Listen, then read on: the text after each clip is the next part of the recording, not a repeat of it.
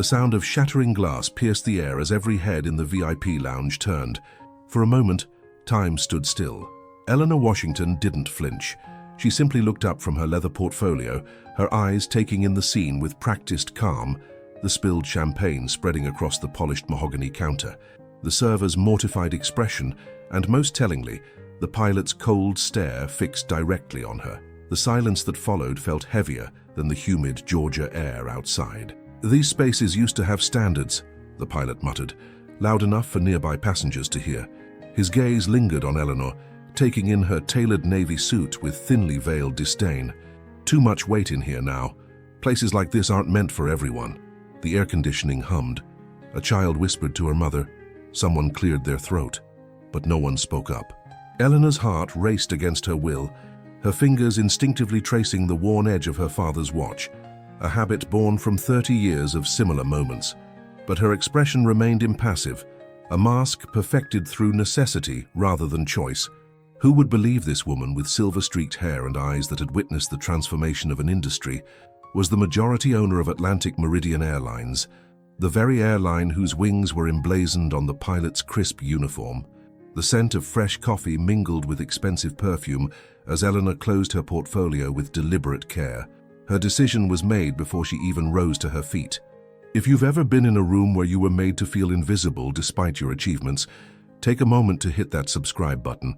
This story of dignity against prejudice is just beginning, and I don't want you to miss what happens next.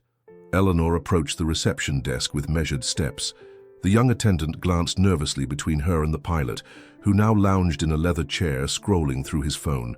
"I'd like to speak with the lounge manager, please," Eleanor said quietly. "And after that, I'll need to make a call to Atlantic Meridian headquarters." The attendant's eyes widened as Eleanor discreetly slid her business card across the counter. The young woman's posture transformed immediately. "Ms. Washington, I'm so sorry, I didn't realize—" "It's quite all right," Eleanor interrupted gently. "But I'd still like to speak with your manager." Minutes later, Eleanor was escorted through a door marked staff only, leaving behind a lounge full of curious eyes and the increasingly uncomfortable pilot. What no one in that room yet realized was how this seemingly small interaction would send ripples through an entire industry.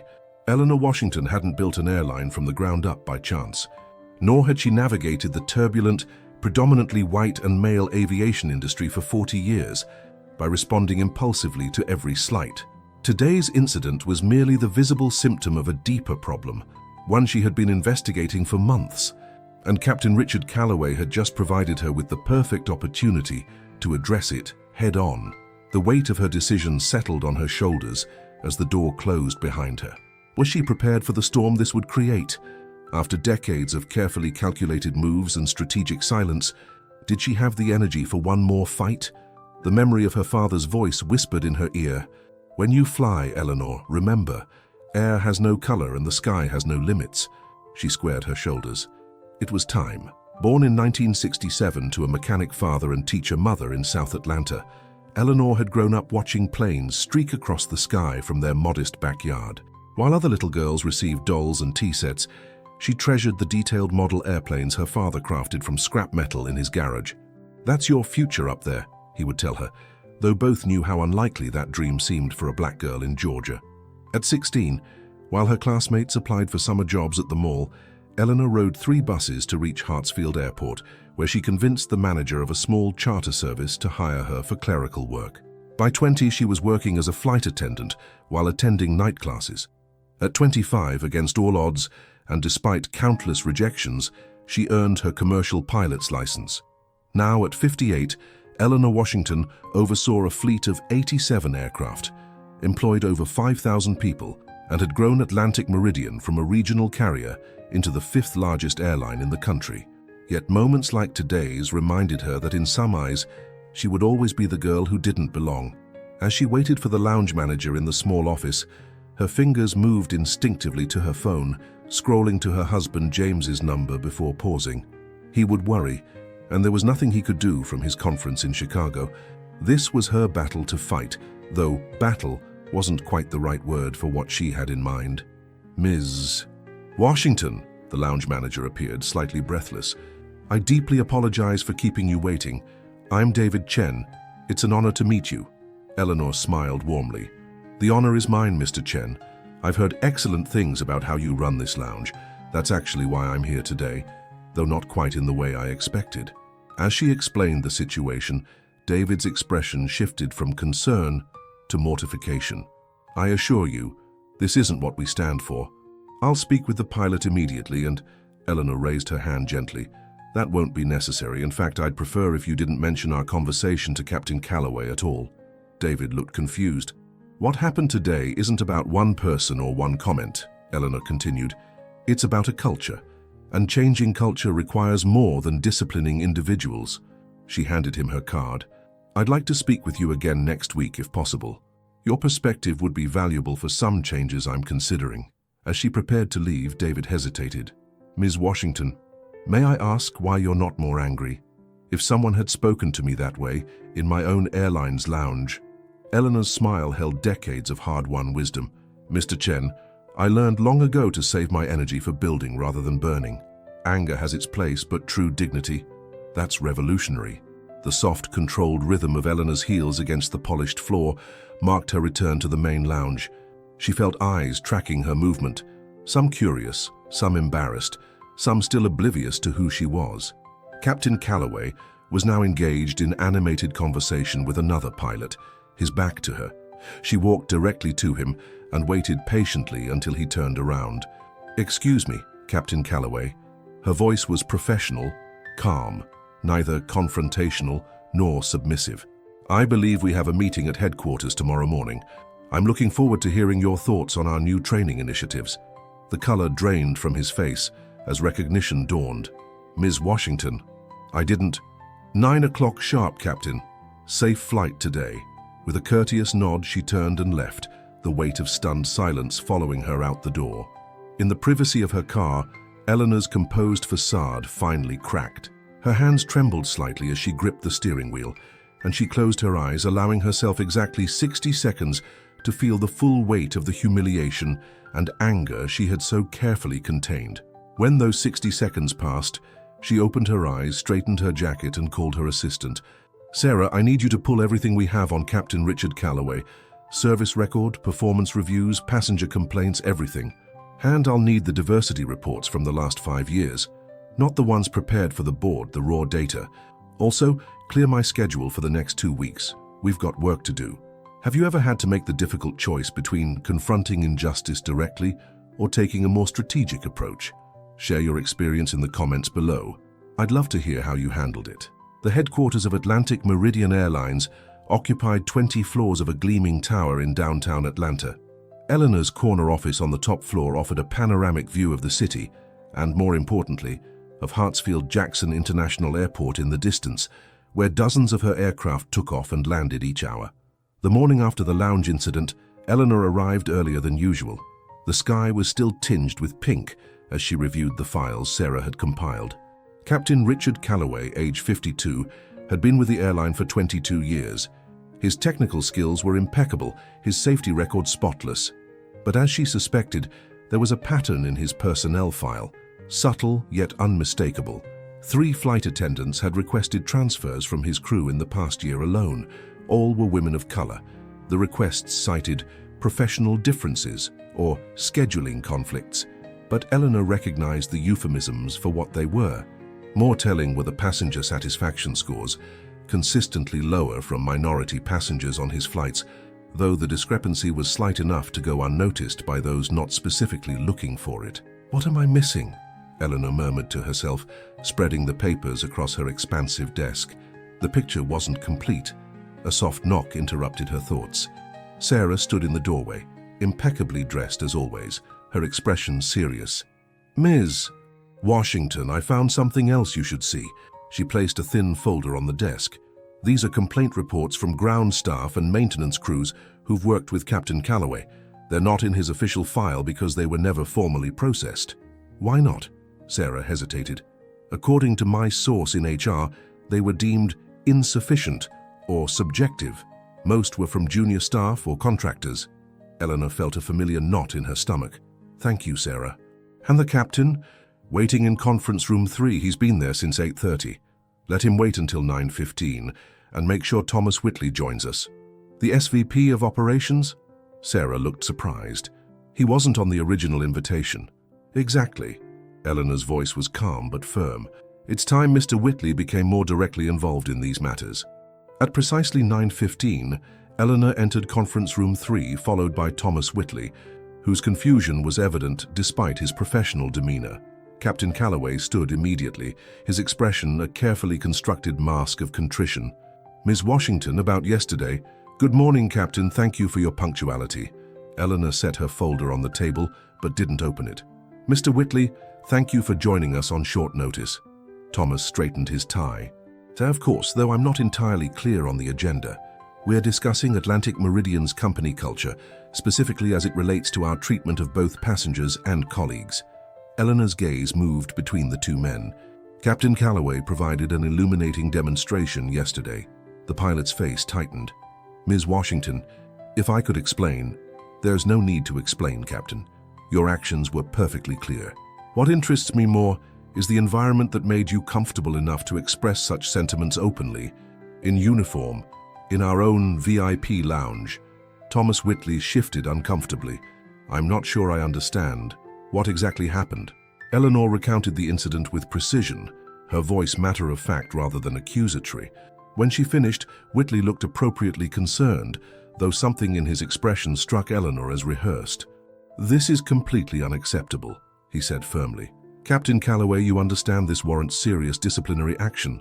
"Actually," Eleanor interjected, "I'm not interested in punishing Captain Calloway." Both men looked at her in surprise. "I'm interested in transformation, not punishment, and transformation requires honesty." She opened her folder at last. "Captain, could you explain why 3 flight attendants have requested transfers from your crew within the past year?" Calloway's surprise seemed genuine. "I wasn't aware of any issues. I run a tight ship, and I have high standards. Perhaps some people find that challenging." "All 3 were women of color," Eleanor noted, "as are the majority of ground crew members who've reported difficulties working with you." "I treat everyone exactly the same," Calloway insisted, a defensive edge creeping into his voice. "That's precisely the problem," Eleanor replied. "In a world that doesn't treat everyone the same, neutrality perpetuates inequality." She turned to Whitley. "Thomas, why weren't these patterns flagged in our quarterly reviews?" The executive cleared his throat.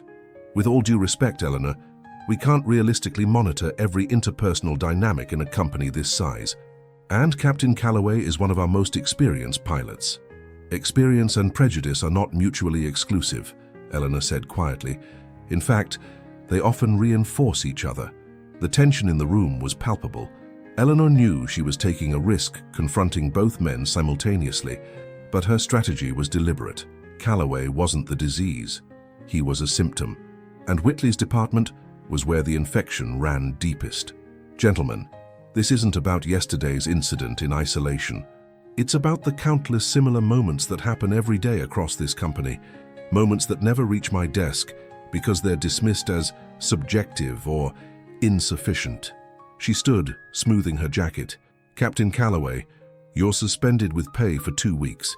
During that time, you'll work with our newly established Cultural Awareness and Responsibility team.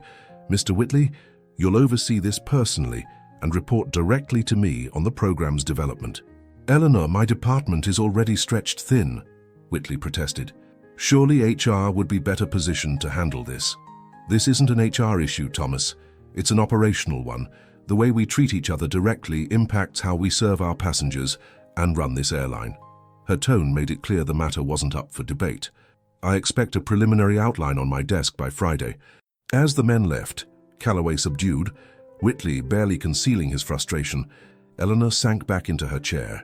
The confrontation had gone as expected, but it was only the first of many battles to come, and she wasn't naive enough to believe Whitley would embrace her directive with genuine enthusiasm. Her phone buzzed with a text from James. "How did it go?" Eleanor hesitated before responding. "First step taken. Resistance as expected. Missing you." His reply came immediately. "Always proud of you. Home tomorrow. Love you more than altitude." Their old pilot's joke brought a smile to her face, but it faded quickly as she turned back to the window. The distant planes seemed like toys from this height, their complex realities reduced to simple white streaks against the blue. For nearly 30 years, She had built this company with a vision of equality embedded in its foundation. How had that vision become so diluted? And more importantly, did she have the strength to restore it? The memory of her first day as a licensed pilot washed over her. The mixture of pride and isolation as she walked through the terminal, the weight of every doubting glance, the silent promise she'd made to change things for those who would come after her. What happened to that promise, Ellie? She whispered to herself. Her reflection in the window offered no answer, but the determination in her eyes was response enough. It wasn't too late to fulfill that promise, not if she was willing to risk everything she'd built to remake it the right way. If this story of standing firm against systemic barriers is resonating with you, please hit that subscribe button. Your support helps bring more stories of courage and transformation to light.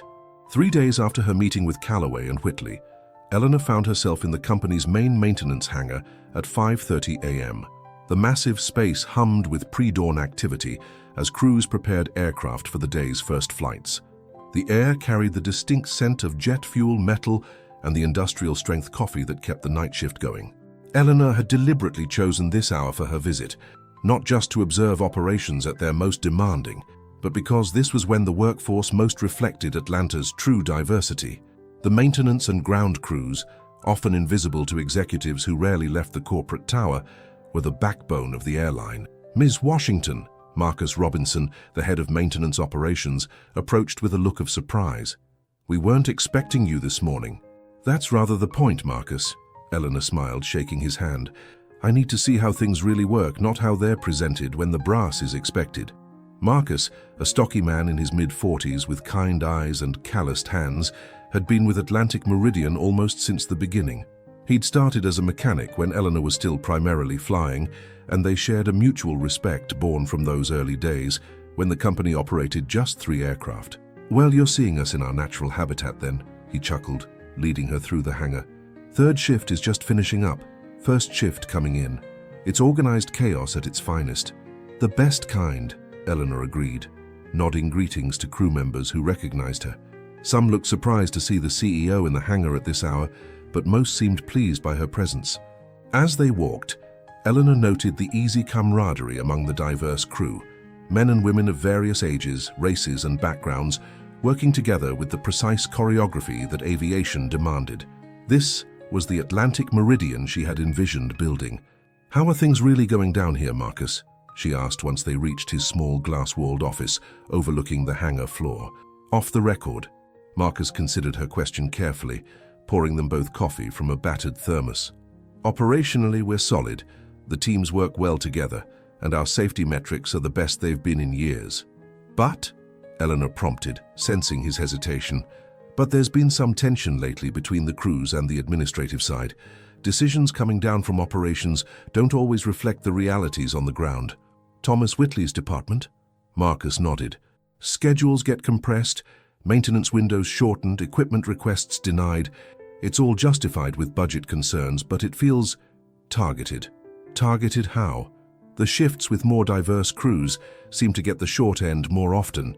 The overnight shift, which you're seeing now, is about 70% people of color. They consistently get less resources than the day shifts." Eleanor wasn't surprised, but hearing it confirmed stirred her anger nonetheless. "Has this been reported?" "Through proper channels multiple times," Marcus confirmed. "The responses are always the same. Budget constraints, operational necessities, temporary measures. But temporary has stretched to over a year now." Eleanor made notes in her small leather notebook. What would make the biggest difference immediately? Honestly, just being heard. These people take immense pride in their work, but they feel invisible. Marcus gestured toward the hangar floor. "Every person out there knows that a single mistake could cost lives. They deserve the resources to do their jobs right, and the respect that comes with that responsibility." "Including from pilots like Richard Callaway?" Eleanor asked, watching Marcus's reaction carefully. His expression darkened. "Callaway's not the only one, but he's certainly made himself memorable.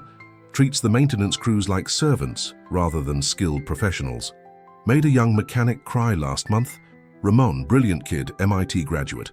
Callaway questioned his work in front of everyone, suggested he might not be detail-oriented enough for American aviation." "I see."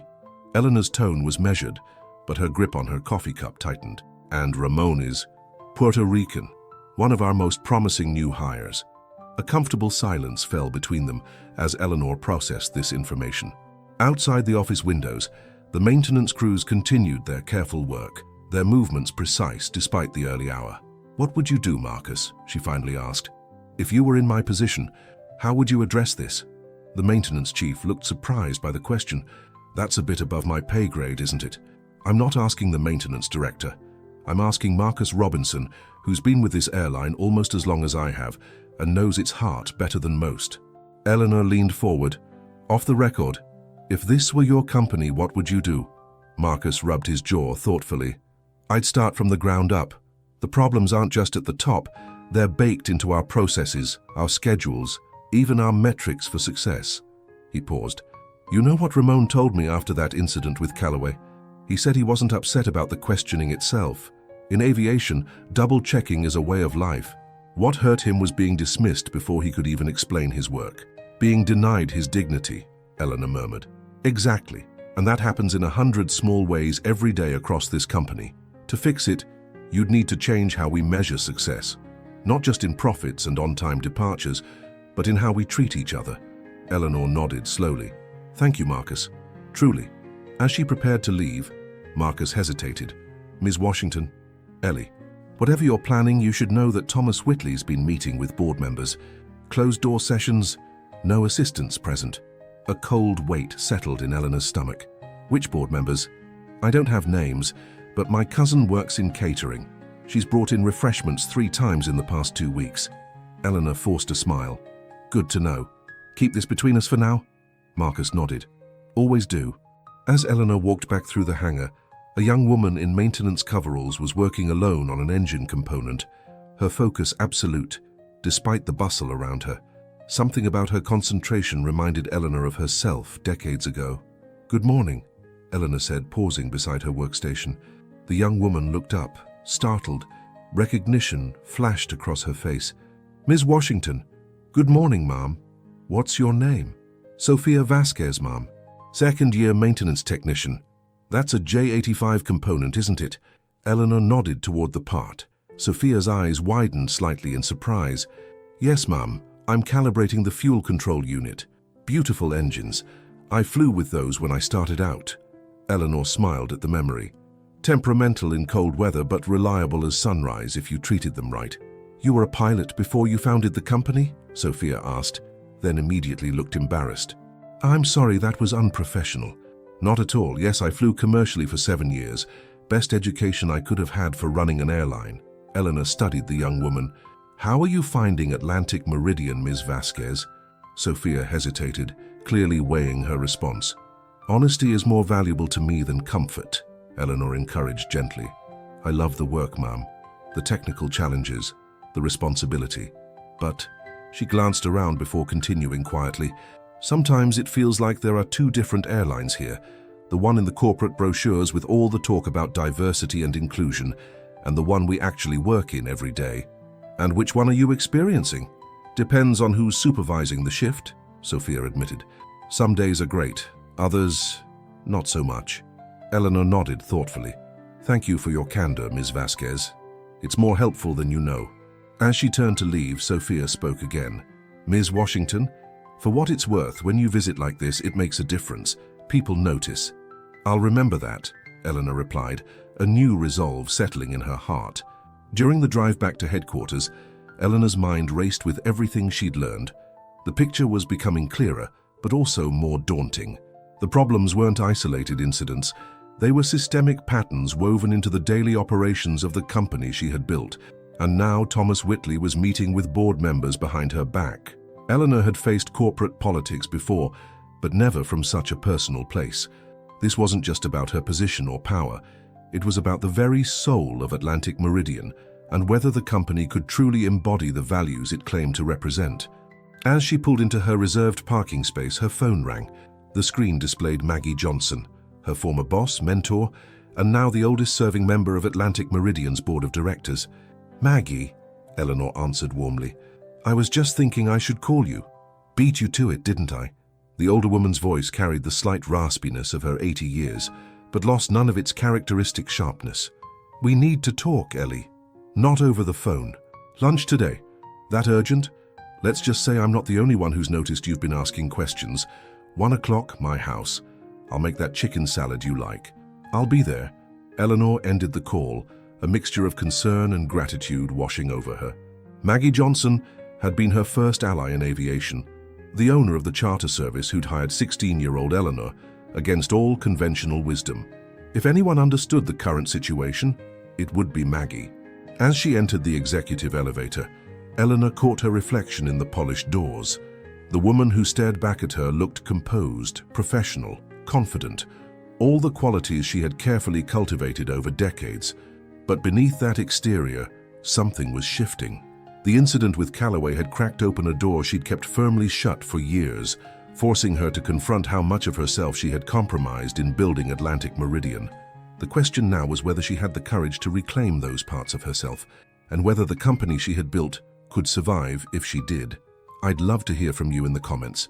Have you ever discovered that something you built or were part of had strayed from its original values? How did you respond?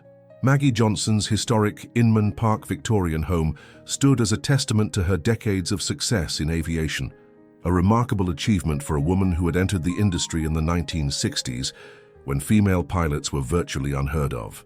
The wraparound porch with its carefully maintained wicker furniture offered a view of Atlanta's skyline in the distance, a constant reminder of how far she had come from her rural Georgia beginnings. Eleanor climbed the familiar steps, experiencing the same mixture of comfort and reverence she always felt when visiting her mentor. Before she could knock, the door swung open. "You're exactly 4 minutes early, as always," Maggie observed with a smile, pulling Eleanor into a tight hug. Despite her 80 years, Maggie Johnson stood tall and elegant, her silver hair cut in a stylish bob, her movement still possessing the precise economy of a former pilot. "And you're still watching the driveway for arrivals." Eleanor returned the embrace, breathing in the familiar scent of Maggie's lavender perfume. "Old habits," Maggie shrugged, leading the way through the foyer with its aviation memorabilia and black and white photographs chronicling her pioneering career. "Come on back. Lunch is ready and we have much to discuss." The sunroom at the back of the house overlooked Maggie's meticulously kept garden. A small table was set for two, with the promised chicken salad, fresh bread, and a pitcher of sweet tea, a concession to their shared Southern upbringing that neither woman had ever abandoned, despite decades in corporate environments. "So," Maggie said once they were seated, "you finally decided to stir the hornet's nest." Eleanor raised an eyebrow. "News travels fast. Whitleys do tend to buzz loudly when agitated," Maggie noted dryly. "He called an informal discussion with 4 board members yesterday. Didn't invite me, of course, but Jeffrey Walsh has been my ally since the Reagan administration. He filled me in. And what's Thomas saying? That you've become distracted by personal agendas and are making emotionally driven decisions that could damage shareholder value." Maggie's tone made her opinion of these accusations clear. "Apparently, suspending one of their most senior pilots over what he characterized as a minor misunderstanding demonstrates poor judgment." Eleanor carefully spread butter on a slice of bread. "Did Jeffrey mention that this minor misunderstanding involved public racial intimidation, or that Captain Callaway has a documented pattern of similar behavior?" He did not, because Thomas didn't share those details. Maggie's eyes narrowed. "Ellie, what exactly happened? All I'm hearing are whispers and half-truths." Eleanor recounted the lounge incident in detail, then summarized what she had learned from Marcus and the maintenance crews. As she spoke, Maggie's expression darkened. "That's sneaky, manipulative," she muttered when Eleanor finished. "He's trying to control the narrative by painting you as overreactive while concealing Callaway's actual behavior." "It's not just about Callaway," Eleanor sighed. "He's a symptom of larger problems I've apparently been blind to for too long." Maggie studied her protégé carefully. "Not blind, Ellie. Strategic. There's a difference." "Is there?" "Because from where I'm sitting, I compromised too much. I told myself I was picking my battles, but maybe I was just avoiding the fights that mattered most." The older woman reached across the table to cover Eleanor's hand with her own. "Listen to me. When you started Atlantic Meridian, people said a black woman couldn't run a regional carrier, let alone grow it into what it is today. You proved them wrong, not by fighting every battle that came your way, but by choosing the ones that moved you forward. But at what cost, Maggie? I visited the maintenance hangar this morning. The same patterns of discrimination I faced 40 years ago are still happening under my watch, in my company. And now you're in a position to change that, Maggie pointed out. But you need to be smart about it. Thomas has been cultivating relationships with certain board members for years. He's positioning himself as the pragmatic business mind against your supposed idealism. Eleanor felt a cold anger rising within her. So I'm supposed to let him control the narrative, let him frame basic human dignity as some radical agenda? Of course not, Maggie replied firmly. I'm saying you need to reframe the conversation entirely. This isn't about ideology. It's about operational excellence. It's about the future of the company. Eleanor considered this. The future? Yes. Thomas is looking backward, clinging to old ways of doing business. But you've always looked forward. That's why you've succeeded where others failed. Maggie leaned forward. So instead of fighting his narrative, create a better one. Show the board how addressing these issues improves the bottom line, enhances customer satisfaction, reduces turnover. Translate moral imperatives into business language. Eleanor nodded slowly. Exactly. It's not about being right. It's about being effective. Maggie squeezed Eleanor's hand. And Ellie, you don't have to do this alone. I may be semi-retired, but I still know how to navigate a boardroom. For the first time since the lounge incident, Eleanor felt the weight on her shoulders lighten slightly. I've missed your strategic mind, Maggie. And I've missed being in the fight, the older woman smiled. Now, eat your lunch. We have work to do. As they finished their meal, Maggie grew more serious. There's something else you should know. Thomas wasn't just meeting with current board members. Jeffrey spotted him having dinner with Jason Winters last week. Eleanor froze. Jason Winters was the CEO of Skyway Industries, a major competitor that had been trying to acquire Atlantic Meridian for years. That could be innocent, she said carefully. Industry colleagues meet all the time, perhaps, but the timing seems convenient, doesn't it? Just as he's questioning your leadership to the board. The implication hung heavily between them. If Thomas was conspiring with Skyway while undermining Eleanor's position, the threat was far greater than she had initially realized. This wasn't just about diversity issues. It could be about control of the entire company. I need proof, Eleanor said finally. Suspicions won't be enough, especially if he's already poisoned the well with the board. Leave that to me, Maggie replied with a gleam in her eye that reminded Eleanor why this woman had succeeded in aviation decades before it was considered acceptable for women to lead. I may be old, but my network is as strong as ever. As Eleanor prepared to leave, Maggie walked her to the door, their conversation turning to lighter topics. James's conference, Maggie's granddaughter's college graduation, the unseasonably warm spring Atlanta was experiencing. At the threshold, Maggie suddenly embraced Eleanor again, holding her tightly. I'm proud of you, you know, not just for what you've built, but for being willing to fix what's broken, even when it would be easier to look away. Eleanor felt a lump forming in her throat. I learned from the best. Yes, you did, Maggie agreed with a wink. Now go change that airline of yours, again. On the drive back to headquarters, Eleanor's mind raced with possibilities. Maggie was right. She needed to reframe the conversation entirely. This wasn't about personal affronts or even moral imperatives in isolation. It was about the future of Atlantic Meridian in a changing world. If Thomas wanted to paint her as emotional and distracted, she would counter with data and vision. If he claimed she was sacrificing business interests for personal agendas, she would demonstrate how addressing these issues was essential to the company's long-term success. Most importantly, she would remind the board why they had chosen her to lead in the first place. Because she could see opportunities others missed and build what others thought impossible. By the time she reached the office, a plan was forming. It would require allies, evidence, and perfect timing. But for the first time in days, Eleanor felt the familiar surge of determination that had carried her through countless challenges in the past. Thomas Whitley had made a critical mistake in underestimating her. It certainly wasn't the first time someone had done so, but if Eleanor had her way, it would be the last time it happened at Atlantic Meridian. If you're finding value in this story about leadership and integrity in challenging times, please take a moment to subscribe. Your support enables us to continue bringing you narratives that inspire and provoke thought. Mum always said you had the patience of a saint, James Washington observed, loosening his tie as he settled into the armchair across from Eleanor in their living room. I'm starting to think she underestimated you. Eleanor smiled wearily at her husband of 35 years. After a long day implementing the beginnings of her plan, his calm presence was exactly what she needed. Not patience, strategy. There's a difference. So you keep saying. James studied her with the attentive gaze that had first drawn her to him during a chance meeting at Chicago O'Hare, when they had both been stranded by a snowstorm. She, a young pilot. He, a promising architect. But I know you, Ellie. This is personal for you in a way other challenges haven't been. She sighed, kicking off her heels and tucking her feet beneath her on the sofa. The formal posture she maintained throughout her workday dissolved in the comfort of their home, a contemporary craftsman nestled in a quiet Atlanta neighborhood. You're right, she admitted.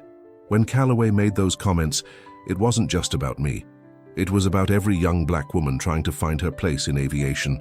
It was about whether anything has really changed since I started flying.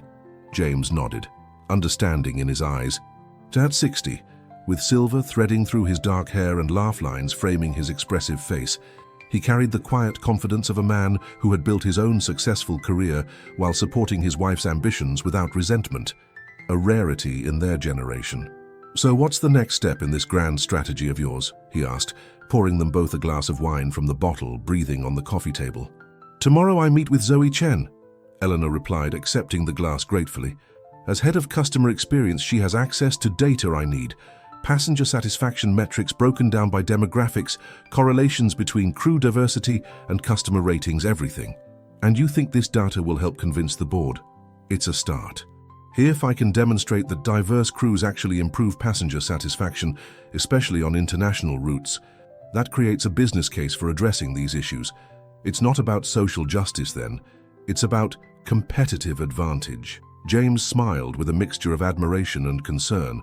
You shouldn't have to translate basic human dignity into profit margins for it to matter. No, I shouldn't, Eleanor agreed, taking a sip of wine. But this is the language business understands. Once I have their attention, then I can push for deeper changes. And Whitley, Maggie seemed convinced he's up to something with Skyway. Eleanor's expression hardened slightly. I've asked Sarah to discreetly monitor his communications through the company server. If he's using Atlantic Meridian resources to communicate with our competitors, we'll find evidence. Is that legal? Completely. All employees sign an agreement acknowledging that company communications may be monitored. Besides, I'm not looking at his personal devices, only what goes through our systems. James nodded slowly. Just be careful, Ellie. Men like Whitley don't respond well to being cornered. I know. Eleanor rose and moved to the window, gazing out at their garden where spring flowers were beginning to bloom. But I've spent too many years being careful, James. Making allowances, choosing my battles, telling myself that change comes slowly. She turned back to face him, and James recognized the expression that had first appeared when she decided to start her own airline against all advice to the contrary. What happened in that lounge wasn't just about me, she continued. It was about a culture I've allowed to persist, because addressing it directly seemed too disruptive, too confrontational. I compromised where I shouldn't have, and other people have paid the price. James set down his wine and crossed the room to join her at the window, wrapping his arms around her from behind. You've carried this company on your shoulders for 30 years, Ellie. Don't put its failings there too. She leaned back against him, drawing strength from his steady presence. When my father taught me to fly, he always said the most dangerous moment isn't when something goes wrong. It's the moment you decide not to correct course when you know better. Wise man, your father. He would have liked you. Eleanor smiled softly. He never got to see what Atlantic Meridian became. Sometimes I wonder if he would recognize his dream in what it is now. He would recognize his daughter, James said firmly, and he would be as proud as I am. Eleanor turned in his arms, meeting his gaze directly. I may lose this fight, you know. The board could side with Thomas. I could end up pushed out of my own company. Then we'll start another one. James shrugged, as if the prospect of reimagining their life's work at 60 was merely an interesting challenge rather than a devastating setback. Eleanor laughed despite herself. Just like that? Just like that, he confirmed. But you won't lose, Ellie. You never do, not when it really matters. The confidence in his voice soothed something restless within her. Throughout their marriage, James had been her anchor, not holding her back, but giving her the stability to reach further than she might have dared alone. Thank you, she whispered, resting her head against his chest, for always believing there's another way forward. Always, he promised, kissing the top of her head. Later that night, as James slept peacefully beside her, Eleanor found herself wide awake, memories flooding back unbidden. The countless slights and obstacles she had faced, the casual dismissals and not-so-subtle attempts to undermine her authority, the compromises she had made in the name of progress. She remembered her first day in the cockpit as captain, how the first officer had initially refused to follow her instructions until the ground crew intervened. She recalled the passenger who had demanded to be moved to another flight upon seeing a black woman at the controls, and how the airline had accommodated his request rather than supporting her. Most painfully, she remembered the early days of Atlantic Meridian, when securing financing had meant tolerating condescension from bankers who spoke to James instead of her, despite her being the aviation expert with the business plan. She had endured it all, transforming frustration into determination, channeling anger into strategic patience. She had told herself that changing the system from within required working within its rules, at least initially. But somewhere along the way, temporary accommodations had become permanent concessions. The company culture she had envisioned, one of true equality and respect, had been diluted by the same prejudices she had fought against throughout her career. The realization settled over her with the weight of undeniable truth. In building Atlantic Meridian into a commercial success, she had compromised its soul, and perhaps in doing so, pieces of her own. Not anymore, she whispered into the darkness, a renewed resolve crystallizing within her. Not one more day. Beside her, James stirred slightly but didn't wake. Eleanor gazed at his profile, gratitude washing over her for this man who had never asked her to be less than she was, even when the world seemed to demand it. Tomorrow would bring new challenges. Meetings with Zoe, continued investigation into Thomas's activities, preparation for the upcoming board presentation. But tonight, in the quiet of their bedroom, Eleanor made a silent promise to herself and to the legacy she still hoped to build. Atlantic Meridian would become the company she had originally envisioned, not just in its commercial success, but in its culture, its values, and its treatment of every person who wore its uniform or boarded its planes. Whatever the cost, whatever the risk, she would reclaim that vision. With that decision made, Eleanor finally drifted towards sleep, her mind surprisingly clear despite the battles that lay ahead. For the first time since the incident in the lounge, she felt truly aligned with herself. The young woman who had once dreamed of changing aviation forever reunited with the seasoned executive who now had the power to make that change real. The alarm sounded at 5 a.m., but Eleanor was already awake, her mind sharp with purpose despite the early hour. By 7:30, she was settled in her office, reviewing the agenda for her 8:00 meeting with Zoe Chen, head of customer experience. Zoe arrived exactly on time, tablet in hand, her characteristic energy evident even at this hour. At 32, she represented a new generation of leadership at Atlantic Meridian, technically brilliant, unapologetically ambitious, and refreshingly direct. "Good morning, Ms. Washington," she greeted, then noticed they were alone. "No Sarah today. This conversation needs to stay between us for now," Eleanor explained, gesturing for Zoe to take a seat. "And please call me Eleanor." Zoe's expression shifted to one of cautious interest. "Of course. What can I help you with?" "I need data," Eleanor said simply. "Specifically, I need to understand correlations between crew diversity and passenger satisfaction. I need evidence of how our workforce composition affects our business outcomes, good or bad." Understanding dawned in Zoe's eyes. "This is about the incident with Captain Calloway." "It's about much more than that," Eleanor corrected gently. "It's about whether Atlantic Meridian is truly delivering on its promise to employees and customers alike." Zoe nodded thoughtfully. "I can help with that. In fact," she hesitated. "Go on." "I've already been tracking some of these metrics. Not officially. It wasn't part of my assigned analytics. But I noticed patterns that seemed worth investigating." Eleanor leaned forward. "What kind of patterns?" "For starters, our most diverse flight crews consistently receive higher satisfaction scores on international routes, particularly in customer service categories like responsiveness to needs and cultural sensitivity." "That's not surprising," Eleanor nodded. "No, but this might be. Those same diverse crews score 22% higher in safety perception. even though objective safety metrics are identical across all crews. Eleanor raised an eyebrow.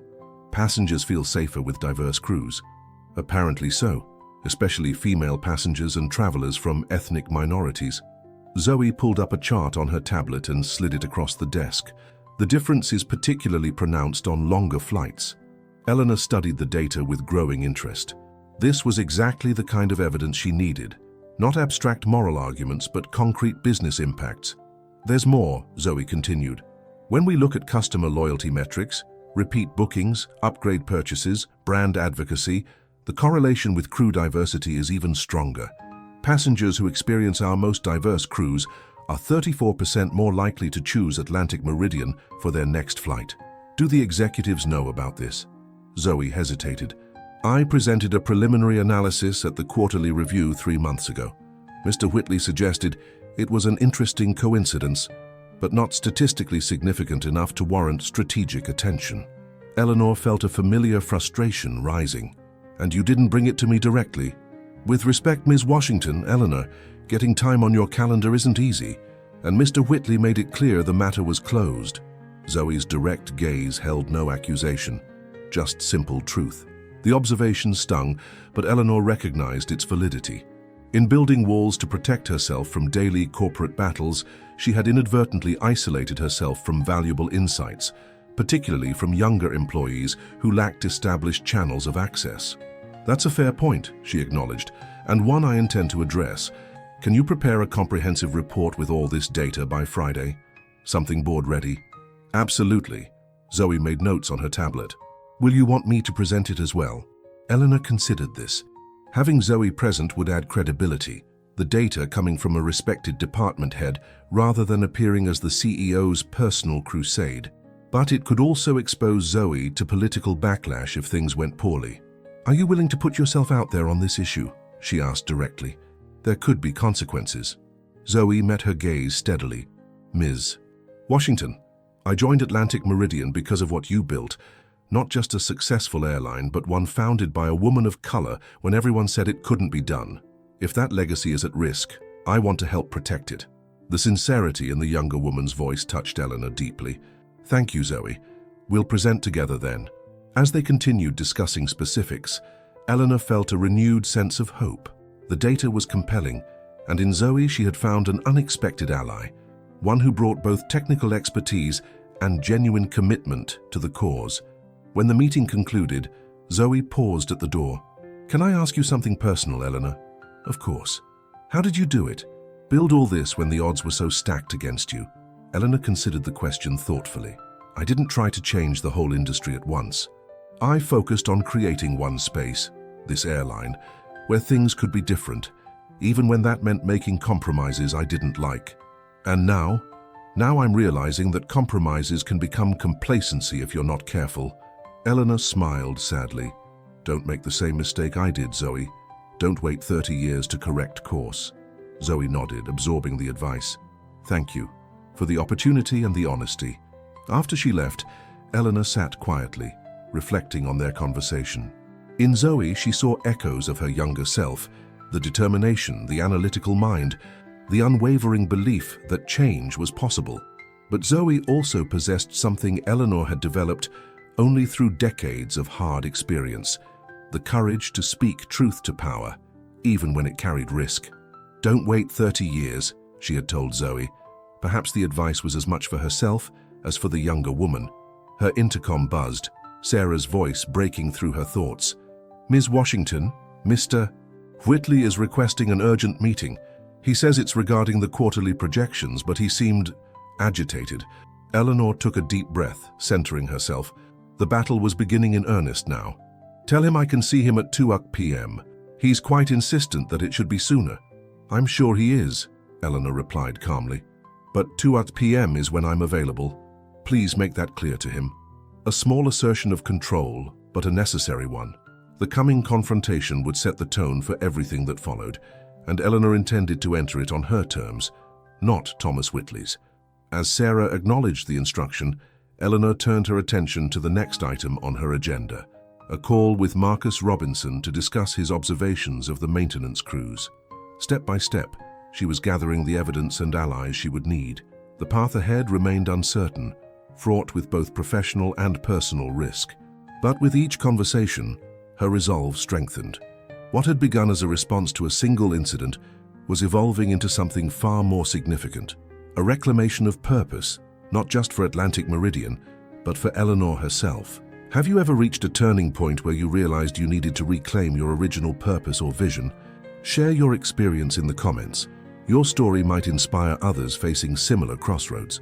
Thomas Whitley arrived at exactly 2 p.m., his usual impeccable appearance slightly disheveled, a telling sign of his agitation.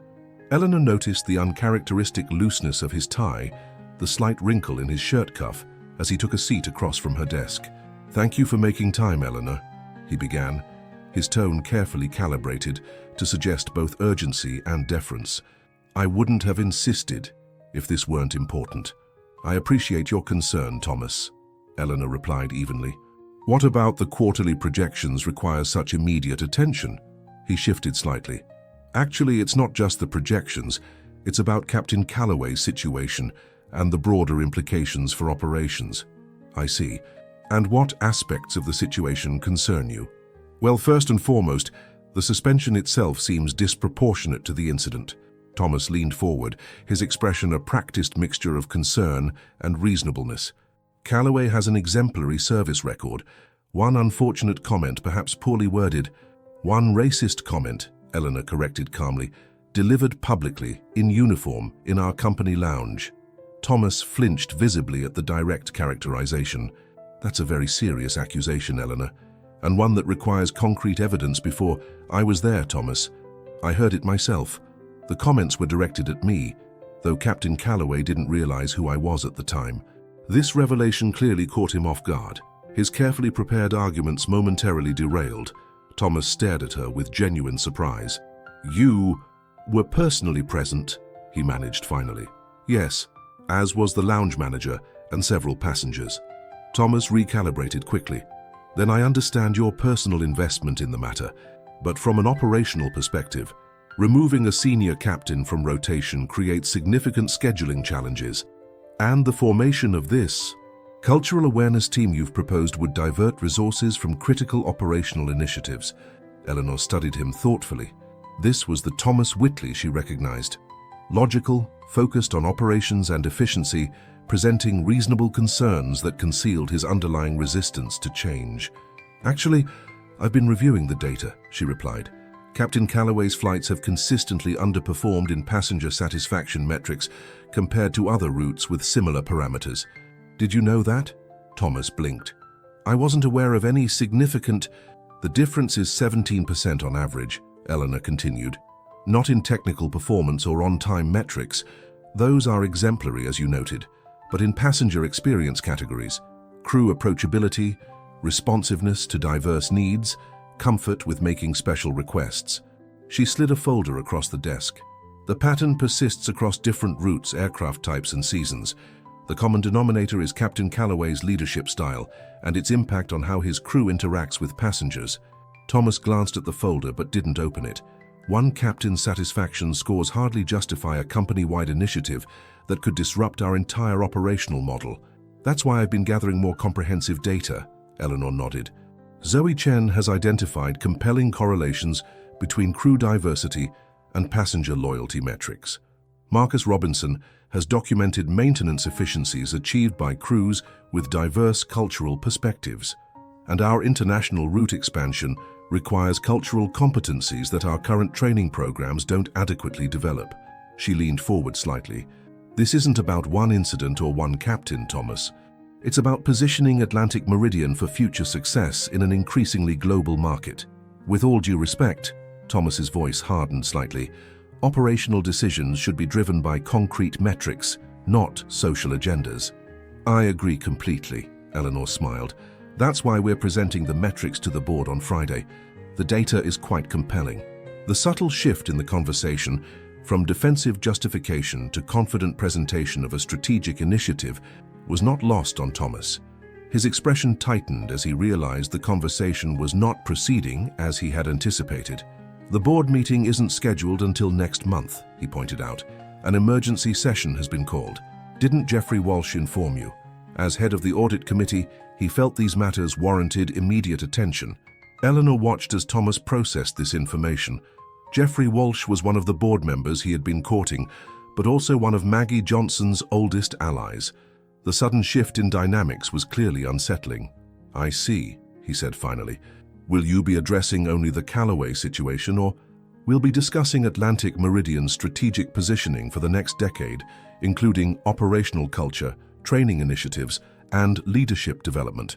Eleanor's tone remained professional, betraying none of the satisfaction she felt at his discomfort. "Your insights will be valuable, of course. I hope you'll prepare your department's perspective on how these initiatives might enhance operational efficiency." The implied message was clear: get on board or be left behind. Thomas recognized the maneuver for what it was, not just a response to his challenge, but a counter-offensive that had been in preparation while he believed he had the upper hand. "Of course," he replied stiffly. "I'll have my team analyze the potential impacts." "Excellent. Was there anything else about the quarterly projections you wanted to discuss?" The reminder of his original pretext hung awkwardly between them. "No, that can wait for the board meeting." As Thomas rose to leave, Eleanor added casually, "Oh, and Thomas, I'd appreciate if you'd keep our discussions about Atlantic Meridian's future internal to the company.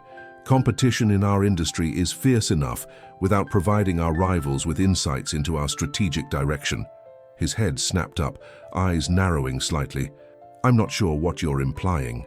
"Simply expressing a general principle," Eleanor smiled pleasantly. "I'm sure we all have industry colleagues we speak with regularly. I just find it's best to maintain clear boundaries around those conversations." The message was unmistakable. Thomas's meeting with Skyway's CEO had not gone unnoticed. His face remained impressively neutral, but the slight twitch of a muscle in his jaw betrayed his discomfort. "Absolutely," he managed. "Discretion is essential." After he left, Eleanor exhaled slowly, the tension she had carefully contained during their exchange finally releasing. The confrontation had gone as well as could be expected. She had unsettled Thomas's confidence without revealing the full extent of her knowledge or plans. But this was merely the opening move in what promised to be a complex game. Thomas would regroup quickly, adjust his strategy, perhaps accelerate whatever plans he had been developing with Skyway. The board meeting on Friday would be decisive, but much could happen in the intervening days. Eleanor reached for her phone, sending a brief text to Maggie. Whitley informed, rattled but regrouping, proceed with caution. The response came almost immediately. "Chess pieces moving, bishop secured, working on knight." Eleanor smiled at the coded message. In their long-standing metaphor, the bishop represented Jeffrey Walsh, and the knight was likely Bernard Matthews, another influential board member known for his ability to sway opinions.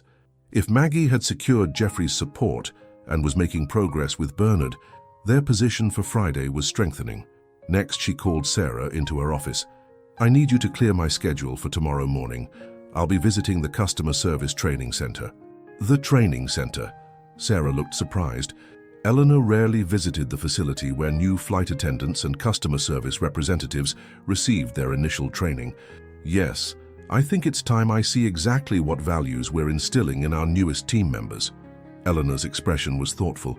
"And Sarah, please keep this between us for now." After Sarah left, Eleanor turned to stare out at the Atlanta skyline, her mind working through contingencies and possible counter-moves. The stakes were escalating rapidly. What had begun as a response to a single incident was evolving into a fundamental challenge to the company's leadership structure and culture. Was she prepared for how far this might go? The question lingered as she watched planes taking off and landing in the distance, each one carrying the Atlantic Meridian logo she had designed herself 3 decades earlier. A stylized horizon, with wings rising above it, symbolizing limitless possibility. The answer came with absolute clarity.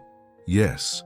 Whatever the cost, whatever the outcome, this was a fight worth having. Not just for herself, but for every person who had ever been told they didn't belong in spaces they had earned the right to occupy.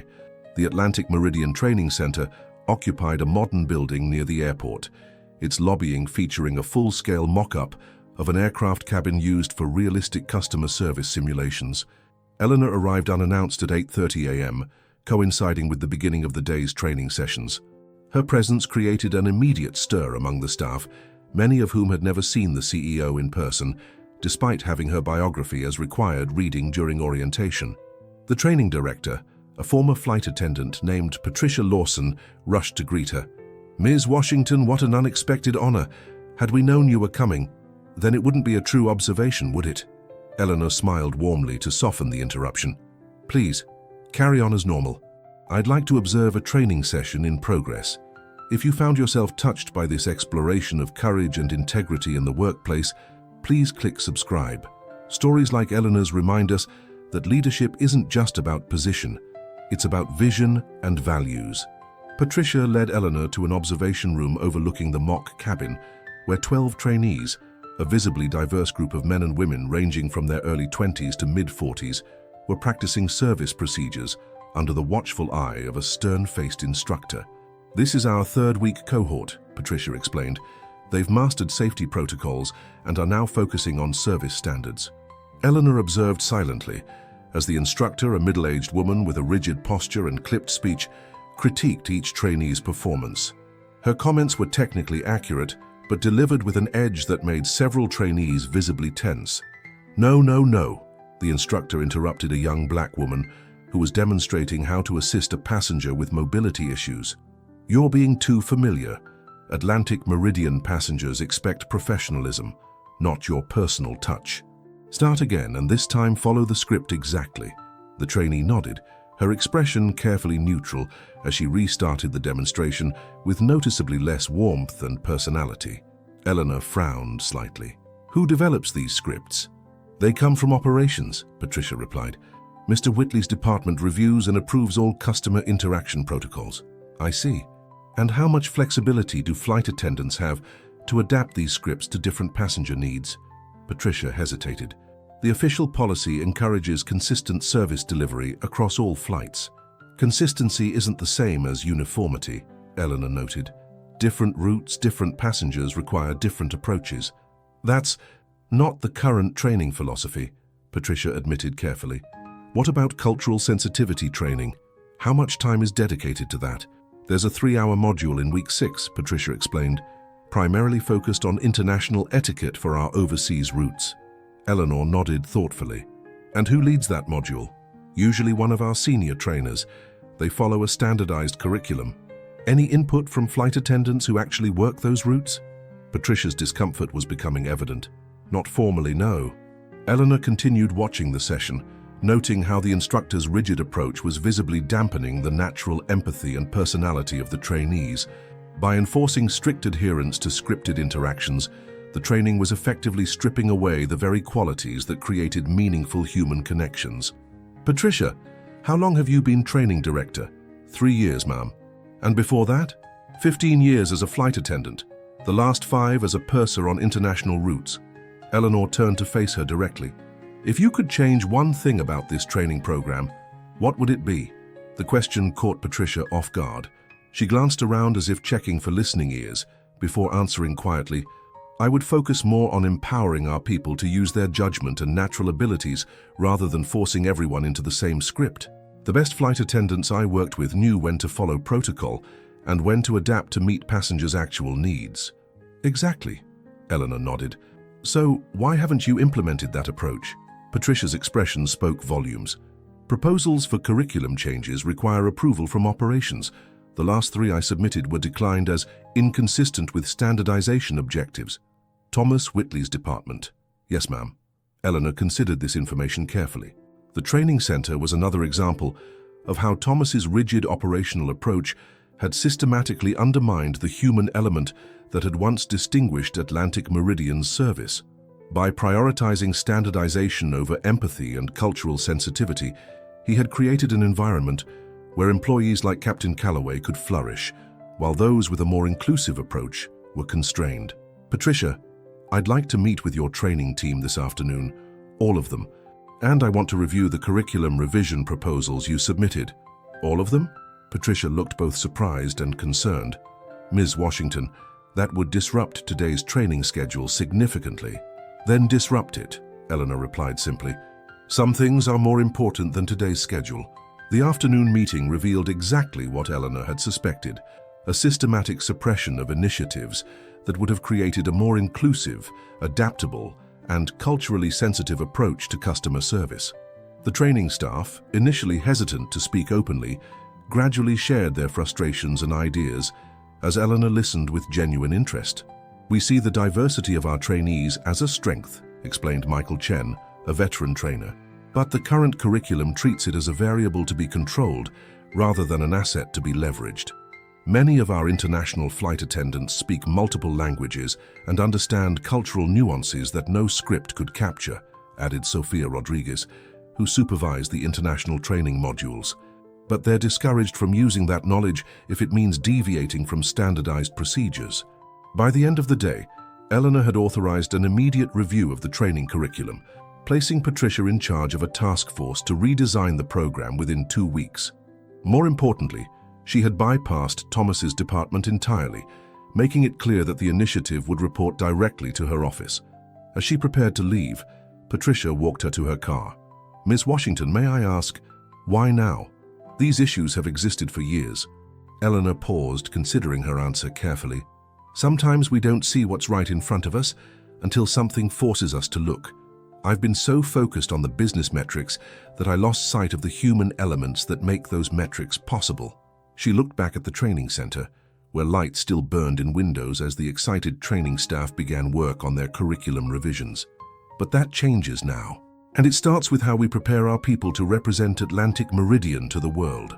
During the drive back to headquarters, Eleanor's phone rang through the car's speaker system. It was Maggie Johnson. "Ellie, we need to talk. Thomas has been busy today." "What's happened?" "He's called an informal session with 5 board members for tomorrow morning, before our Friday meeting. Jeffrey will be there and will report back, but I'm concerned. This feels like a preemptive strike." Eleanor processed this information quickly. "He's trying to shape the narrative before we present our case." "Exactly, and there's more. Jason Winters from Skyway was spotted having lunch with our CFO today. The implications were clear. If Thomas was bringing Skyway into discussions with Atlantic Meridian's financial leadership, he might be preparing the ground for a more aggressive move than Eleanor had anticipated, possibly even a takeover attempt supported from within. "We need to accelerate our timeline," Eleanor decided. "Can you meet me at my house tonight? Bring Jeffrey if he's available. We'll need to revise our strategy." "I'll be there at 8, Maggie confirmed. "And Ellie, be careful. Thomas seems increasingly desperate, and desperate men make dangerous moves." After ending the call, Eleanor sat in her car for several minutes, processing the rapidly evolving situation. What had begun as a response to a single incident of discrimination was expanding into a full-blown leadership crisis that threatened the very future of Atlantic Meridian. Yet, despite the growing stakes and uncertainty, Eleanor felt a clarity of purpose that had been missing for too long. Whatever happened next, whether she prevailed or lost the company she had built, she was finally fighting for the airline she had always intended to create. With renewed determination, she started the car and headed home to prepare for the evening's strategy session. The final battle for Atlantic Meridian's soul was approaching faster than anyone had anticipated. And this time, Eleanor Washington had no intention of compromising. I'd love to know if Eleanor's journey resonates with you. Have you ever had to take a stand for your core values, even when it meant significant personal or professional risk? Share your thoughts in the comments section below. The morning of the board meeting dawned clear and bright, Atlanta's skyline crisp against the blue spring sky. Eleanor stood by the window of her office, watching aircraft taking off and landing in the distance, each one bearing the Atlantic Meridian logo, each one representing the dream she had built over 30 years. Today would determine whether that dream continued under her leadership or took a different path entirely. The past 36 hours had been a whirlwind of strategy sessions, data analysis, and quiet coalition building. Maggie had confirmed that Thomas's preemptive meeting with board members had not gone as well as he hoped. Jeffrey Walsh had asked pointed questions about operational data that Thomas couldn't effectively answer, creating doubt rather than confidence in his position. Meanwhile, Eleanor had worked late into the night with Zoe Chen, Marcus Robinson, and Patricia Lawson to prepare a comprehensive presentation that linked Atlantic Meridian's cultural issues directly to business performance. The data told a compelling story. Routes with diverse crews consistently outperformed others in customer satisfaction and loyalty metrics. Training approaches that emphasized cultural sensitivity and adaptability produced better passenger experience scores. And most tellingly, the company's highest employee turnover rates occurred in departments with the most rigid, standardized approaches to management. Now dressed in a tailored navy suit that echoed the company's colors, a deliberate choice, Eleanor gathered her materials and prepared to leave for the boardroom. Sarah appeared in the doorway, her expression serious. "Ms. Washington, Captain Calloway is here. He's asking to speak with you before the board meeting." Eleanor froze momentarily. Richard Calloway was the last person she expected to see today. Did he say why? "No, ma'am. Just that it's important and personal." Eleanor glanced at her watch. The board meeting was scheduled for 10 a.m. and it was currently 9:15. She had planned to arrive early to greet members individually, but this unexpected development required attention. "Send him in, please." Captain Calloway entered moments later, his uniform impeccable but his expression uncharacteristically subdued. Without the arrogance that had defined him in the lounge, he seemed smaller somehow, less certain of his place. "Ms. Washington, thank you for seeing me." His voice was formal, controlled. "I know you're preparing for an important meeting. How can I help you, Captain?" Eleanor kept her tone professional, neither warm nor cold. Calloway seemed to struggle with his next words. "I've spent the past 2 weeks in the Cultural Awareness Program as directed. Initially, I viewed it as a formality, something to endure before returning to my regular duties." He paused, clearly uncomfortable. "But yesterday, one of the facilitators showed us passenger satisfaction data from my flights compared to others. The patterns were undeniable, especially when broken down by passenger demographics." Eleanor observed him carefully, saying nothing. "I've always prided myself on being a technically perfect pilot," he continued. "Safety record, on-time performance, fuel efficiency, by those metrics I excel. I thought that was enough. I never considered that my approach might be negatively impacting the passenger experience." "It's not just about passengers, Captain," Eleanor noted quietly. "No," he acknowledged, surprising her. "The program also included anonymous feedback from crew members who've worked with me over the years. That was harder to hear." Eleanor waited, curious where this unexpected moment of self-reflection was leading. "I'm not here to make excuses," Calloway said finally. "But I wanted you to know that I'm requesting an extension of my time with the Cultural Awareness team. I believe I have more to learn." The admission clearly cost him significant pride. Eleanor studied him carefully, looking for signs of insincerity or political calculation. Finding none, she nodded slowly. "That takes courage, Captain. More courage than maintaining the status quo." "Perhaps," he replied, still formal but with a new note of humility. "There's something else. I understand there's a board meeting today regarding these issues. I've prepared a statement about my experience if it would be helpful." This was unexpected. "You're offering to speak to the board?" "Yes, to acknowledge what happened and the value of the program you've implemented." He straightened slightly. "I believe in taking responsibility for my actions, Ms. Washington, even when it's uncomfortable." The irony of his statement, coming after years of behavior that suggested the opposite, wasn't lost on Eleanor, but she recognized the significance of what he was offering. Having Calloway himself speak to the effectiveness of the Cultural Awareness Program would be powerful evidence that change was possible, even among the most resistant employees. "Thank you, Captain. Your perspective would indeed be valuable." She made a quick decision. "The meeting begins at 10:12. Could you be available at 10:45? "I'll be there," he promised, then hesitated before adding, "Ms. Washington, for what it's worth, I want you to know I deeply regret my behavior in the lounge.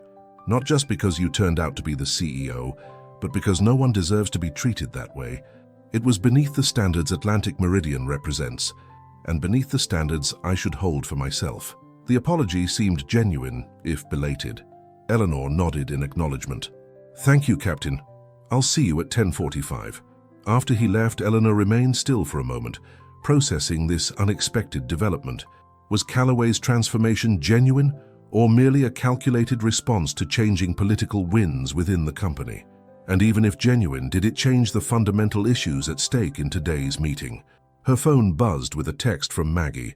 "Board assembled. Thomas already working the room. Bring your A-game." With a deep breath, Eleanor gathered her materials and headed for the boardroom, the unexpected conversation with Calloway adding yet another dimension to an already complex situation. The Atlantic Meridian boardroom occupied the northwest corner of the executive floor, its floor-to-ceiling windows offering panoramic views of downtown Atlanta. The massive oak table that dominated the space had been with the company since its earliest days, one of Eleanor's first major purchases when success seemed more aspiration than reality. As she entered, conversations quieted momentarily before resuming with deliberate casualness. 12 board members were present along with Thomas Whitley and CFO Janet Morris. Eleanor noted the seating arrangements with interest. Thomas had positioned himself between two of the more financially conservative board members, while Maggie Johnson sat directly opposite, flanked by Jeffrey Walsh and Bernard Matthews. Eleanor took her place at the head of the table, exchanging warm greetings with each member. The subtle dynamics were immediately apparent. Some offered genuine smiles, others professional courtesy, masking watchful assessment. "Thank you all for making time for this special session," she began once everyone was settled. "As outlined in the briefing materials, we're here to discuss Atlantic Meridian's cultural alignment and its impact on our business performance and future strategy." Thomas Whitley shifted visibly at the framing. He had clearly expected a narrower focus on the Callaway incident, which would have been easier to dismiss as an isolated event. "Before we begin with data presentation, I want to address why this discussion is happening now." Eleanor's voice was calm, but authoritative. 2 weeks ago, I personally witnessed an incident that highlighted concerning patterns within our company culture. Patterns that, upon investigation, appear to be systemic rather than isolated. She recounted the lounge incident succinctly, without emotional embellishment, but sparing no relevant details. Several board members looked genuinely shocked. Others maintained careful neutrality. "However, this meeting isn't about one incident or one employee," Eleanor continued. "It's about ensuring Atlantic Meridian's culture aligns with both our stated values and our business objectives in an increasingly global marketplace." With that introduction, she invited Zoe Chen to present the customer experience data. Zoe, poised and precise, walked the board through compelling metrics, showing clear correlations between crew diversity and passenger satisfaction, particularly on international routes. "The data is unambiguous," Zoe concluded. "When our crews reflect the diversity of our passengers, customer loyalty increases by 34%. When they don't, we see higher complaint rates and lower repeat booking percentages." Next, Marcus Robinson presented maintenance and operational findings, demonstrating how diverse teams consistently found more efficient solutions to technical challenges and collaborated more effectively across departments. "The most innovative solutions often emerge when different perspectives converge on a problem," he explained. "We've documented numerous cases where cultural or experiential diversity directly contributed to operational improvements." Throughout these presentations, Eleanor observed the board members carefully. Jeffrey Walsh and Bernard Matthews were clearly engaged, asking pertinent questions that suggested growing conviction. Others remained non-committal, while a few, notably those seated near Thomas, displayed subtle skepticism. When Patricia Lawson presented her analysis of the training programs, highlighting how standardization had gradually eroded the human elements that once distinguished Atlantic Meridian service, the mood in the room shifted perceptibly. Her passionate yet data-driven argument for reform resonated with several board members who had built their own careers on innovation rather than rigid adherence to established protocols. Finally, it was Eleanor's turn again. She stood, moving away from her seat to address the board more directly. "What you've heard today points to a clear conclusion. Atlantic Meridian stands at a crossroads. We can continue with approaches that have delivered acceptable results, but are increasingly out of step with where the industry and our customers are heading. Or we can reclaim the pioneering spirit that built this airline, embracing diversity not as a compliance requirement, but as a competitive advantage." She outlined her proposed initiatives: a comprehensive review of operational policies to eliminate unintentional barriers to inclusion, expanded cultural competency training for all customer-facing staff, revised performance metrics that valued service quality alongside technical proficiency, and a new leadership development program designed to identify and nurture talent from all backgrounds. "These changes aren't just morally right," she emphasized. "They're competitively essential. The data is clear. Airlines that embrace diversity in meaningful ways are outperforming those that don't. This isn't about politics or personal agendas. It's about positioning Atlantic Meridian for continued success in a changing world. When she finished, there was a moment of silence before Thomas Whitley cleared his throat. "While I appreciate the passion behind these proposals," he began, his tone suggesting reasonable concern rather than opposition, "I must raise practical considerations.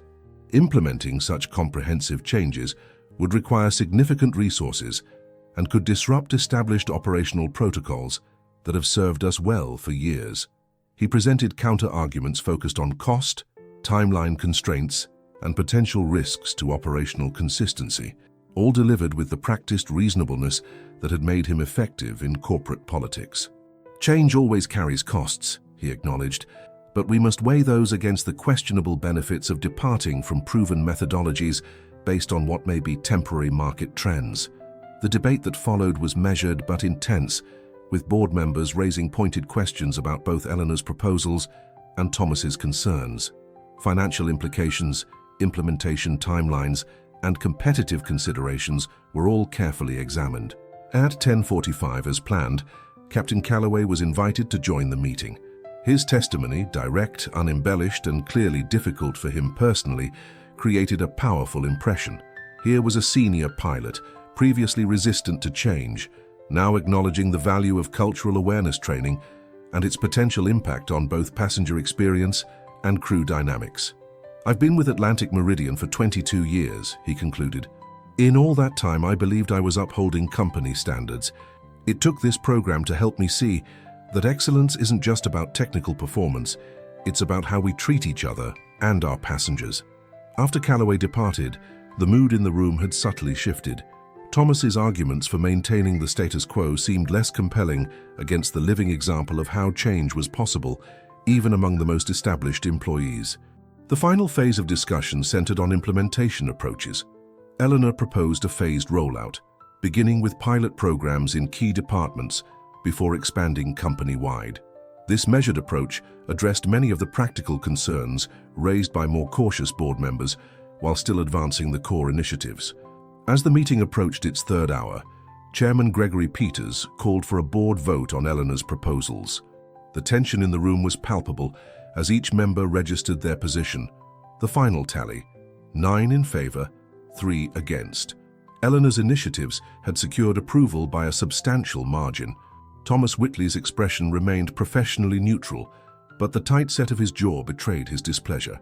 Eleanor met his gaze directly across the table, neither triumphant nor apologetic, simply resolute. "Thank you all for your thoughtful consideration," she said, as the meeting concluded. "Implementation details will be circulated next week, and I welcome your continued input as we move forward." As board members filed out, exchanging quiet conversations, Maggie Johnson remained behind, waiting until the room had emptied before approaching Eleanor. "Well played," the older woman said simply. "Especially bringing in Calloway, that was unexpected." "For me as well," Eleanor admitted. "He came to me this morning of his own accord." "Sometimes people surprise you," Maggie nodded. "Even after all these years. The real work begins now." Eleanor sighed, gathering her materials. "Getting board approval was just the first step."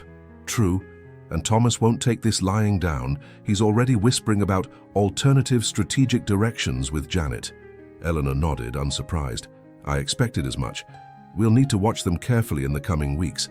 "You know," Maggie said thoughtfully, 30 years ago when you told me you wanted to start your own airline, I thought you were either crazy or the bravest person I'd ever met. Now I'm thinking it was both." Eleanor laughed softly. "Some days, I'm still not sure which." "Well, I am." Maggie squeezed her hand affectionately. "This company needed you to reclaim its soul, Ellie, and from where I'm standing, that's exactly what you're doing." As they walked out together, Eleanor felt a mixture of exhaustion and exhilaration. The battle had been won, but the war for Atlantic Meridian's future was far from over. Thomas Whitley remained a formidable opponent, and transforming company culture would require sustained effort and vigilance, yet for the first time in years, she felt truly aligned with her original vision, the airline she had dreamed of building from the beginning, one where excellence and humanity weren't competing values but essential companions. Whatever challenges lay ahead, Eleanor Washington was finally flying her true course again, and that alone made today's victory profoundly meaningful. The road ahead for Eleanor Washington and Atlantic Meridian Airlines would not be smooth. In the weeks following the board meeting, resistance to change emerged from unexpected quarters. Implementation challenges tested her resolve, and Thomas Whitley continued maneuvering behind the scenes, though with diminished influence after the clear board mandate. If you've been inspired by Eleanor's journey of reclaiming her vision and standing firm for dignity in the workplace, please hit that subscribe button. Your support helps bring more stories of courage and transformation like this one to light. 2 months after the pivotal board meeting, Eleanor stood once again in the VIP lounge of Hartsfield-Jackson International Airport, the same space where her confrontation with Captain Calloway had triggered such profound changes. But the lounge itself had transformed. Gone was the subtle exclusivity that had once defined the space. In its place was an environment of genuine welcome, from the diverse staff who greeted each guest with authentic warmth to the redesigned seating areas that accommodated a wider range of needs and preferences.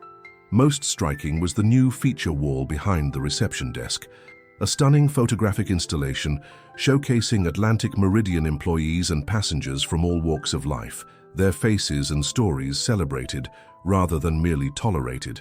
The centerpiece was a quote from Eleanor's father, elegantly rendered in brushed metal. "The air has no color, and the sky has no limits." As she surveyed the space, Eleanor felt a deep satisfaction that transcended professional accomplishment. The changes here represented tangible progress in Atlantic Meridian's transformation, not just in physical space, but in institutional culture. Her reflections were interrupted as Zoe Chen approached, tablet in hand and excitement evident in her expression. "The numbers just came in," Zoe announced without preamble. "First quarter since implementation of the new training protocols, and passenger satisfaction scores are up 22% across all routes. International routes show a 31% improvement." Eleanor smiled. "And employee retention? Even better. Turnover in customer-facing positions is down 40%. Applications for open positions have increased by 65%, with many citing our new company culture as their primary reason for interest." "And operations?" Eleanor asked, mindful that Thomas had predicted significant disruptions to established protocols. "That's actually the most surprising part," Zoe admitted. "With the new collaborative approach, maintenance turnaround times have improved by 12%. Marcus believes it's because crews are now empowered to suggest process improvements rather than just following rigid procedures." The data confirmed what Eleanor had always believed. Treating people with dignity and respect wasn't just morally right, it was good business. By aligning Atlantic Meridian's practices with its stated values, they had unlocked potential that had long been suppressed under more rigid management approaches. "There's something else," Zoe added, her expression growing more serious. "Thomas Whitley has resigned, effective immediately." Eleanor absorbed this news with mixed emotions. Thomas's departure removed a significant obstacle to continued reform, but his experience and operational knowledge would be difficult to replace. Did he give a reason? Officially, he's pursuing new opportunities. Unofficially, word is that the Skyway deal fell through after our recent performance improvements made their takeover attempt less attractive to investors. Eleanor nodded thoughtfully. "We should acknowledge his contributions while moving forward with our new direction. 20 years of service deserves respect, whatever our differences." "Already drafted a company-wide announcement with that exact tone," Zoe confirmed. "I thought you might want to review it before distribution." Eleanor smiled at the younger woman's initiative. In Zoe, she recognized a future leader who combined technical expertise with genuine emotional intelligence, exactly the kind of talent Atlantic Meridian needed to nurture. "Perfect. And Zoe, I'd like you to lead the search committee for Thomas's replacement. Look both internally and externally, with a focus on candidates who demonstrate both operational excellence and cultural awareness." Zoe's surprise was evident. "That's typically a task for someone at the SVP level or higher." "True, but you understand what we're trying to build here better than most senior executives, and your judgment has proven excellent." Eleanor's confidence in the younger woman was absolute. "Time to stop limiting opportunities based on traditional hierarchies, don't you think?" Zoe's expression shifted from surprise to determination. "I won't let you down. I know you won't." After Zoe departed, Eleanor continued her observations of the lounge. A family with young children was being attentively assisted by staff who showed genuine warmth rather than polite tolerance. An elderly passenger with mobility issues was discreetly supported without diminishing her dignity. A diverse group of business travelers engaged in animated conversation, the atmosphere notably more relaxed and inclusive than it had been just months earlier. These were small changes, perhaps insignificant in isolation, but collectively, they represented the beginning of the transformation Eleanor had envisioned, a company where excellence and humanity were partners rather than competitors. Her phone buzzed with a message from James. "Meeting wrapped early. Joining you for dinner? Proud of you, by the way. Here, congratulations are in order." Eleanor smiled, texting back her dinner confirmation before slipping the phone back into her pocket. James had been her steadfast support throughout this challenging period, his belief in her vision never wavering even when the outcome seemed uncertain. As she prepared to leave, Eleanor noticed a familiar figure entering the lounge. Captain Richard Calloway, in uniform, presumably preparing for a flight. Their eyes met across the space, and after a moment's hesitation, he approached. "Ms. Washington," he greeted her, his demeanor respectful but no longer obsequious. "Good to see you." "Captain Calloway," she nodded. "How are the new protocols working with your crews?" "There was resistance initially," he admitted. "Change is never easy, but the passenger feedback has been overwhelmingly positive, and I've noticed my crews seem more engaged, more willing to bring their full selves to their work." "That's the goal," Eleanor nodded. "Excellence doesn't require conformity. Often it's quite the opposite." Calloway considered this. "I'm still learning that lesson, but I'm trying." "That's all any of us can do," Eleanor offered a genuine smile. "Safe flights today, Captain." As she watched him move toward the boarding area, Eleanor reflected on the improbability of this moment. The man whose discriminatory behavior had catalyzed such profound change now becoming, however imperfectly, part of that change himself. It was a reminder that transformation was rarely absolute or immediate. It happened in small steps, halting progress, occasional backsliding and renewed effort. The important thing was the direction, not the speed. Outside the terminal, Atlanta's spring had given way to early summer, the air thick with humidity and possibility. Eleanor paused to observe the aircraft taking off and landing, each one bearing the Atlantic Meridian logo, each one representing the dream she had fought to reclaim. The work was far from complete. Cultural change required constant vigilance and renewal. There would be setbacks, resistance, and new challenges as the company evolved. But for the first time in years, Eleanor felt confident that Atlantic Meridian was finally becoming the airline she had always intended to create, one where excellence was measured not just in operational metrics, but in human terms. As she watched another Atlantic Meridian plane lift into the cloudless sky, Eleanor remembered her father's words, spoken so many years ago in their modest backyard as they watched aircraft passing overhead. "When you fly, Eleanor, remember, air has no color, and the sky has no limits." Today, those words adorned the wall of the very lounge where she had once been made to feel unwelcome in her own company. Tomorrow, they would guide Atlantic Meridian's continued transformation. It wasn't perfect, it wasn't complete, but it was progress. Real, meaningful progress toward a vision worth fighting for. And for Eleanor Washington, that was enough. I want to thank you for joining me on Eleanor's journey of courage and transformation. If this story touched you, please leave a comment sharing what resonated most with you. And if you'd like to hear more inspiring narratives like this one, click on the video appearing on your screen now. I promise it's an even more powerful story of triumph against impossible odds, one you won't want to miss.